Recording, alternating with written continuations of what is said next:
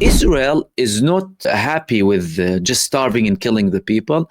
They're saying that they want to expand the operation now, and the Israeli IDF chief of staff declared that they are now expanding the operation. So multiple reports came in the Israeli media today saying that the IDF chief of staff ordered the Israeli army to expand the maneuver.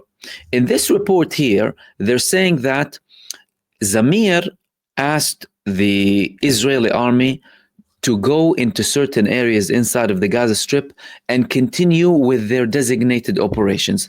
He's not giving clear messages, clear aims to his troops what they will be doing inside of the Gaza Strip. And it has been very clear in the past several weeks that the IDF on a military level, they haven't been accomplishing anything in Gaza. The Palestinian resistance has been increasing its attacks against them, recording everything in the north, central, and southern parts of the Gaza Strip. But there are very interesting points that this report added. One of them is the fact that Israel firstly has 5 divisions inside of the Gaza Strip, but at a reduced capacity, meaning that every division will have less IDF terrorists working in it. Why is that? Well, it's because many of them were killed, many of them are wounded, and the Israeli army is facing a crisis in manpower. Many people are refusing to go to the army. Many of those who already went to refuse to go back. And many of those who are currently being called to go and serve are refusing to go and serve. That means Israel is unable to achieve any of its military objectives inside of the Gaza Strip with a reduced manpower. They're doing that for a show and to apply more pressure on the civilian population inside of the Gaza Strip in hope that they would apply more pressure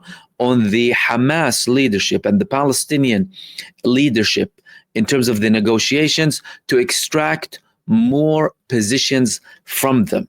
This is, again, another indication that Israel isn't reaching anywhere inside of the Gaza Strip with the Palestinian resistance. Well, they previously had approximately 90,000 IDF terrorists in the early days when they put in most of their ground forces in Gaza and tried to eliminate Hamas. Israel went in with the main aim of eliminating Hamas and put in all of its forces. You're talking about over 1.5 years later. The Israeli army is exhausted, humiliated, defeated, less manpower, less capabilities. They have certain shortages too, and they're pretending like they want to eliminate the Hamas. It's becoming a joke, even internally in Israel, from the population. You're telling us that we're going to get to a ceasefire, and then because the Palestinian delegation has certain comments, they say, oh no, okay, we're going to go and expand the operation now in Gaza to reach the aims. Of course, Netanyahu has been all along saying that we want to dismantle Hamas, destroy Hamas, and get the prisoners of war back and make sure Gaza doesn't pose a threat again. But clearly, all of these are political maneuvers coming from Israel, and the Israeli population is starting to see all of what's happening alongside, of course, anyone who has been monitoring.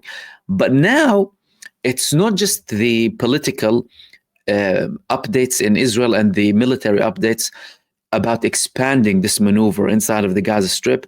They're also threatening to kill the remaining negotiators from Hamas. So we had this report in the Israeli Ma'arif saying that Israel is telling the Hamas leadership, start packing.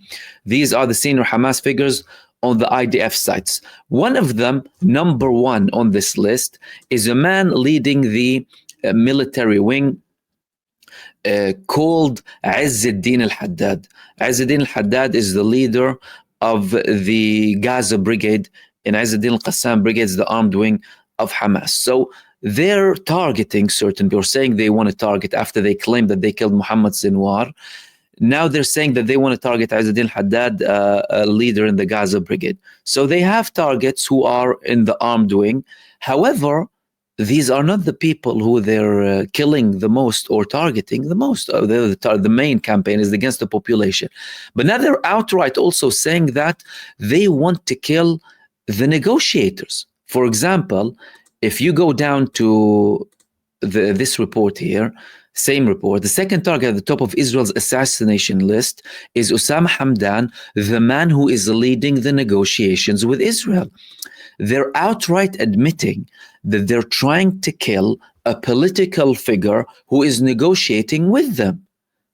I mean, can it get more obvious that these people are the main problem behind the genocide and behind the lack of progress, breaking the ceasefire, not allowing any aid in, causing all of these problems?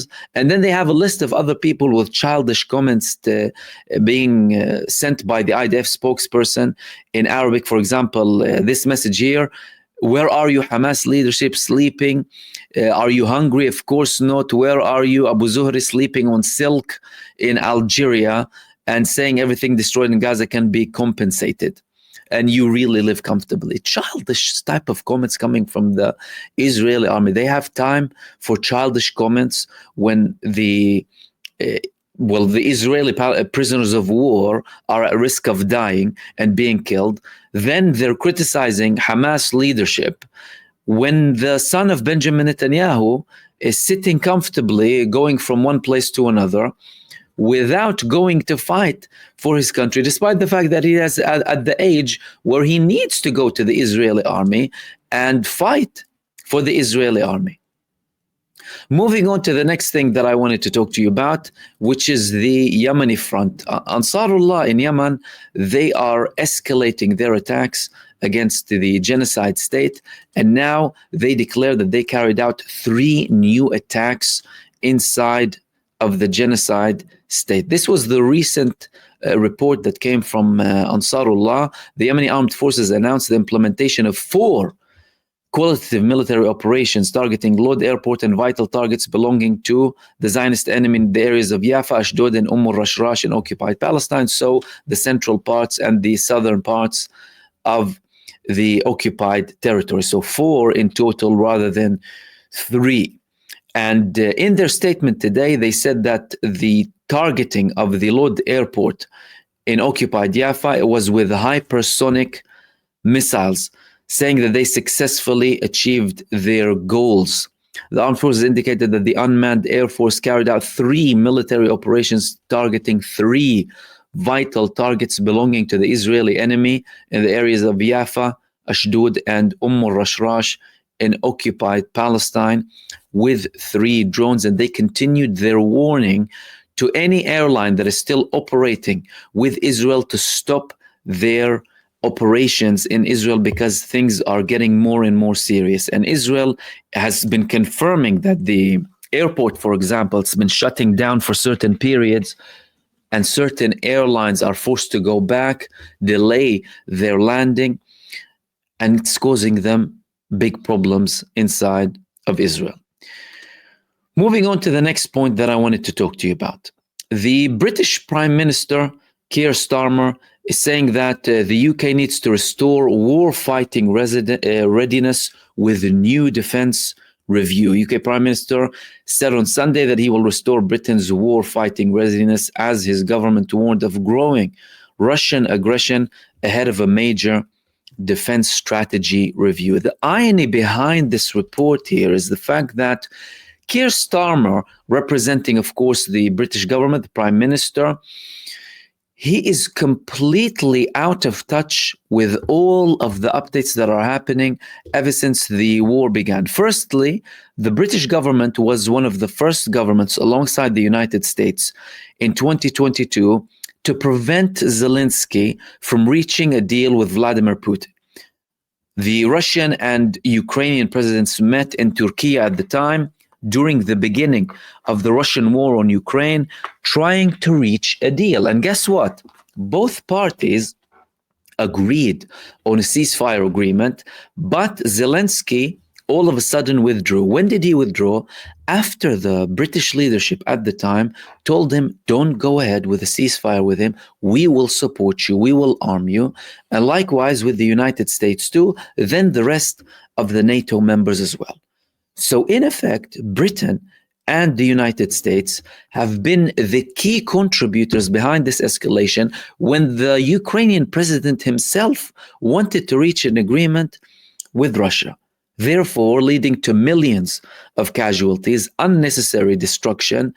And we're at a point where now both parties are interested in reaching an agreement and reaching a ceasefire. There are more talks, there's more readiness coming from the Russian side and from the Ukrainian side too.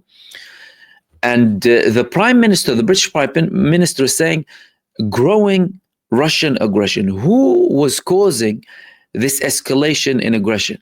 And who's bringing these tensions? Again, he's trying to convince the public that they have an external enemy rather than the fact that their biggest enemy is sitting in the government, in the British government, like he did with Iraq, like the British government did with Iraq, when millions of people were protesting in the streets of Britain, not only Britain, but the United States too, in record numbers that haven't been seen since, by the way, showing you how much the public disapproves of these unnecessary wars. Yet the British government went ahead with these wars, killing millions of people unnecessarily. And now Keir Starmer wants to convince the people that, oh, there's an increased aggression and we need to increase the budget. Increase the budget when the country is in economic decline for the past decade, or focus on certain things that push for a better economy, help the people in need in Britain, improve financial conditions and social conditions for people. Again, these leaders are completely delusional and out of touch with what's happening on the ground. Moving on to the next thing that I wanted to talk to you about. The Board of Deputies of British Jews has been an organization that supports the genocide relentlessly. These people and their leadership have been out in protest to support the genocide, to dehumanize the Palestinians, staunch supporters of Zionists, and constantly trying to link and glue Judaism with Zionism.